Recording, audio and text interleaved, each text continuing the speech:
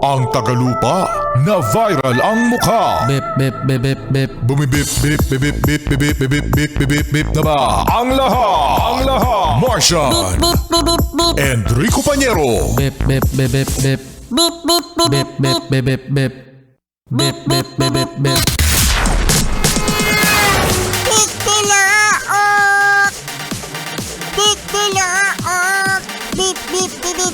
Ito na ang 101.1 Yes FM Balitang Uy, congratulations sa mga atletang mga Pinoy sa ginaganap mga Yes Friend na SEA Games. Ito ay ginaganap mga Yes Friend sa Thailand.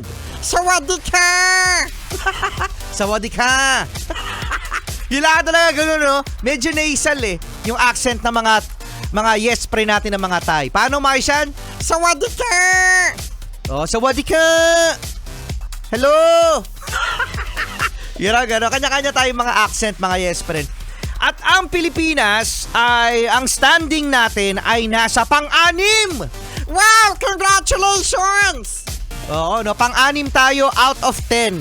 Actually, out of 11 sana itong mga yes friend Kung hindi lang talaga umurong ang bansang Cambodia dahil sa conflict nila sa bansang Thailand, which is the host country.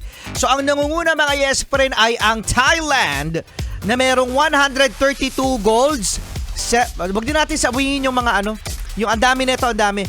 So ang Thailand mga yes friend ay merong 132 golds. Ang Indonesia ay 43 golds, Vietnam 34, Singapore 26, Malaysia 20, Philippines 17 golds, Myanmar 3, ang Laos People's Democratic Republic ay 2, at ang Brunei at ang Timor-Leste mga yes friend ay humahabol. Wala pa silang gold medal. Pero meron silang bronze. At itong si Richard Gomez. Oy, si Richard!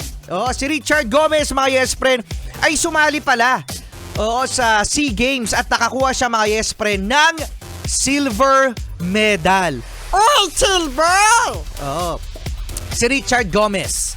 Ano ba, Martian, ang sport ni Richard Gomez? Ang sport ni Richard Gomez, sabi sa comment. Ano sabi sa comment yung sport ni Richard Gomez? Corruption!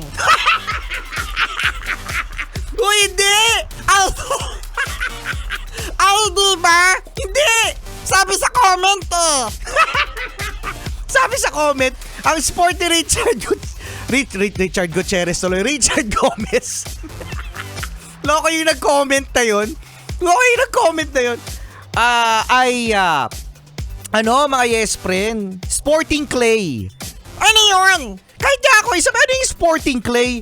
So, sinearch ko pa sa Google, mga yes friend, kung ano ang sport ni Goma na sporting clay. Ang sporting clay, mga yes friend, ay yung pagbaril.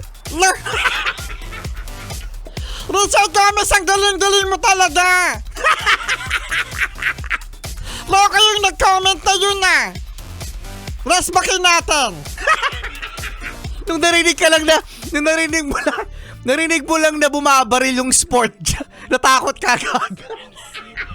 Richard Gomez, yung nag-comment na yun nalagot sa atin, yung clay parang binabato tapos babarilin. Ayun ang sporting clay. Congratulations sa atletang Pinoy and more gold because time is gold.